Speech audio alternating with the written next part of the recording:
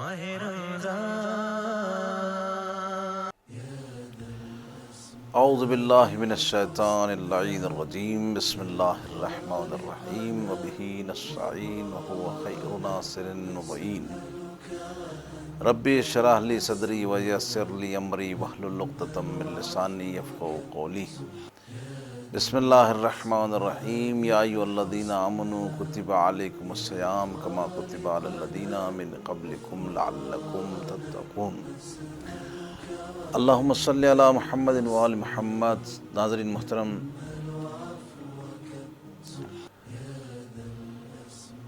آج 15 شعبان ہے اور 15 شعبان یوم ولادت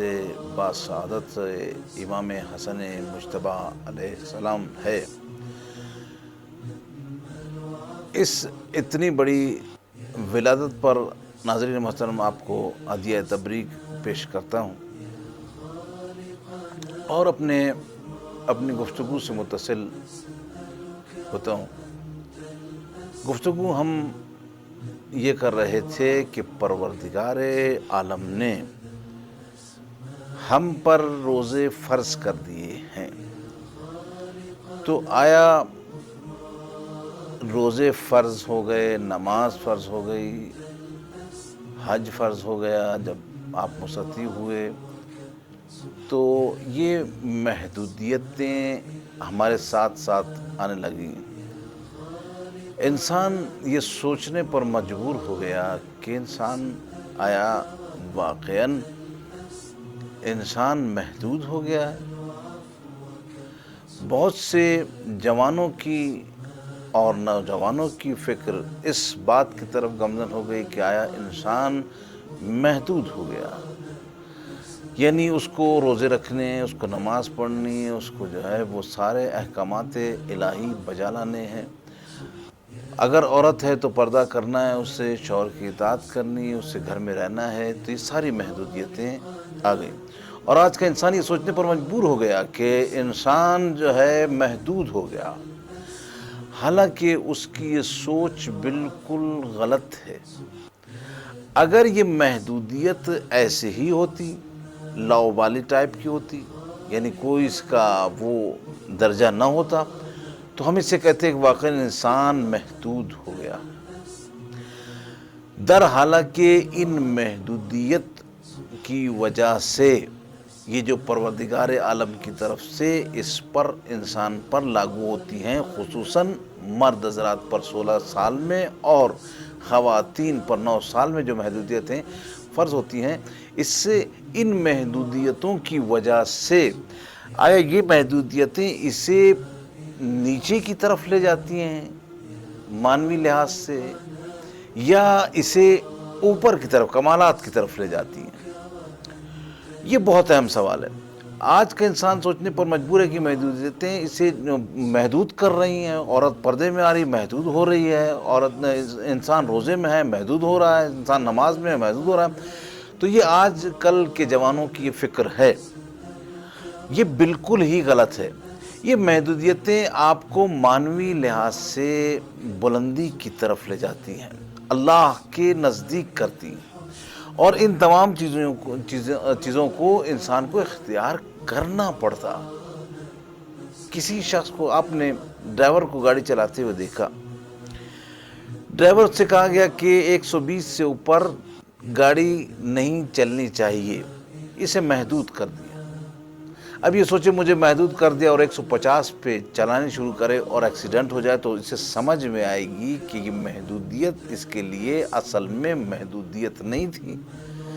بلکہ ایک اللہ کا کرم خاص تھا، ایک قانون کا کرم خاص تھا۔ تو جتنی بھی محدودیتیں ہیں، جتنے بھی فرائض ہیں، جتنی بھی اللہ کی طرف سے تکالیف انسان پر لاگو کی گئی ہیں، وہ اللہ کی طرف سے تکالیف زحمت نہیں، رحمت ہیں۔ وہ اس کے لیے رحمت انسان کے لیے بن کے آئی ہیں، لیکن انسان کو یہ سمجھ میں نہیں آ رہی۔ اسے یہ سمجھنا چاہیے کہ جتنی بھی تکالیف پروردگار عالم نے یا جتنے بھی فرائض پروردگار عالم نے اس پر لاگو کیے ہیں، اس کے فوائد میں ہیں، مانوی لحاظ سے کہیں یا جسمانی لحاظ سے کہیں، ایسا کوئی شریعت کا حکم نہیں جو کہ اسے محدود کر دے اور اس میں کوئی فائدہ بھی نہ ہو۔ ناظرین محترم، یہ انسان یہ سوچ رہا کہ ہمیں محدود کیا گیا، نہیں، ایسا نہیں ہے، بلکہ ہر چیز میں آپ کو جو بھی فرائض آپ پر عائد کیے گئے ہیں اس میں پروردگار یہ چاہتا ہے کہ بندہ میرے قریب ہو۔ ہم زیادہ سے زیادہ ایک انسان اگر روز رزق زیادہ اس کے پاس آ رہا ہے، کھانا پینا زیادہ آ رہا ہے، چیزیں زیادہ آ رہی ہیں، ہم اس کو کہتے ہیں اس پر اللہ کا خاص لطف و کرم ہے۔ حالانکہ لطف و کرم کا معیار فقط رزق فراوان نہیں ہے، رزق فراوان تو جانوروں کے پاس بھی ہے، اور جتنے بھی جانور ہیں اس کے پاس رزق فراوان ہے، پانی کی کمی نہیں ہے، کھانے کی کمی نہیں ہے، کسی چیز کی کمی نہیں ہے، اور یہ اس جانور سے پروردگار اس کو درجے میں بالا سمجھتا ہے، یا اس کو بالا مقام دینا چاہتا ہے، اس لیے اسے زیادہ سے زیادہ لطف اس پر کرتا ہے۔ تو اس کا مطلب یہ پروردگار عالم نے جو تکالیف انسان کے لیے لاگو کی، پروردگار کی طرف سے جو تکالیف لاگو کی گئی وہ تکالیف نہیں ہے، زحمت نہیں ہے، رحمت پروردگار ہے، وگرنہ یہی رحمت جانور پر کیوں نہیں ہے، انسان پر کی گئی کہ انسان اس کا متحمل ہے اور انسان میں صلاحیت ہے کہ اللہ کی طرف پہنچ سکے۔ یہ انسان جب آگے بڑھتا ہے، اور آپ دیکھتے ہیں کہ جتنے بھی انبیاء کو مقام و مرتبہ ملا وہ تکالیف اور وظائف شرعی کی وجہ ملا۔ مثلا ہمارے رسالت مآب صلی اللہ علیہ وآلہ وسلم پر ہم سے زیادہ فرائض تھے۔ مثلا نماز شب ان پر فرض تھی، ہم پر نہیں، چونکہ ان کو جس کو جتنا بڑا پروردگار عالم نے مقام دیا اس پر اتنے فرائض کی ادائیگی کا حکم دیا۔ حضرت ابراہیم علیہ السلام کا ایک واقعہ نقل کروں، جب اپنے بچے کو وہ ذبح کر رہے تھے اور ذبح کرنے کے بعد ذبح نہیں کر سکے، واپس پلٹے، تو ابراہیم کو ایک آواز آئی، آواز پروردگار دی، ابراہیم ہم نے تم پر سے فرائض اٹھا لیے، یعنی بس تمہاری ذمہ داری یہاں تک تھی۔ تو کیسے کہ روایت ہی کہتی ہے کہ ابراہیم ایک کونے میں جا کر رونے لگے، بے تحاشا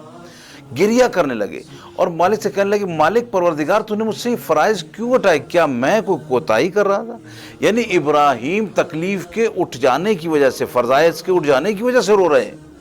اچھا، اور نزدیک کی مثال لیتے ہیں، امام حسین نے اپنے خیمے میں اپنے دوستوں سے، اپنے ساتھیوں سے کہا کہ میں نے تم پر سے اپنی بیعت اٹھا لی، تو آپ نے دیکھا کہ وہ سارے کے سارے کہنے لگے کہ مولا ہمیں آپ کے پاس سے جانا ہی نہیں ہے، یعنی وہ سمجھ رہے تھے کہ جس پر تکلیف کم ہوگی اس کا درجہ کم ہوگا، جو جتنی تکالیف اٹھائے گا، جو جتنی زحمتیں کرے گا، جو جتنے فرائض انجام دے گا، فرائض حسین کی مدد کرنا فرض تھا انسان پر، جو جتنے فرائض انسان انجام دے گا اتنا وہ بلند و بالا مرتبے پر پہنچے گا اور اس کو پروردگار اپنا ایک خاص مقام عطا فرمائے گا۔ آتے ہیں، چونکہ آج 15 شعبان، امام حسن کی طرف آتے ہیں کہ امام حسن علیہ السلام نے، اور کسی پہلو پر ہم نظر نہیں ڈالتے، صرف اس ایک پہلو پر ڈالتے ہیں کہ امام حسن نے جنگ نہیں کی بلکہ صبر کیا۔ تو آیا صبر، جیسا کہ ہم نے کل کی گفتگو میں پوری صبر پر گفتگو کی اور آپ کی خدمت میں عرض کیا کہ پروردگار عالم کی طرف سے یہ صبر ایسا فریضہ ہے کہ پروردگار ہر نیکی کو لا کر صبر میں تولے گا،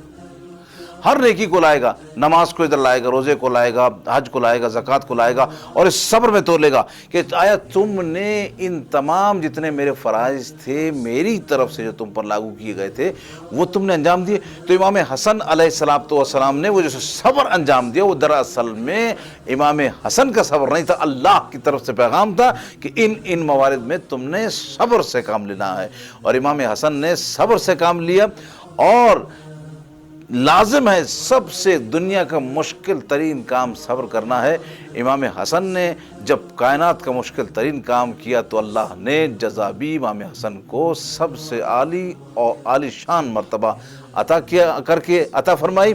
یہ امام حسن کی جزا ہے جو انہوں نے صبر کیا ہے۔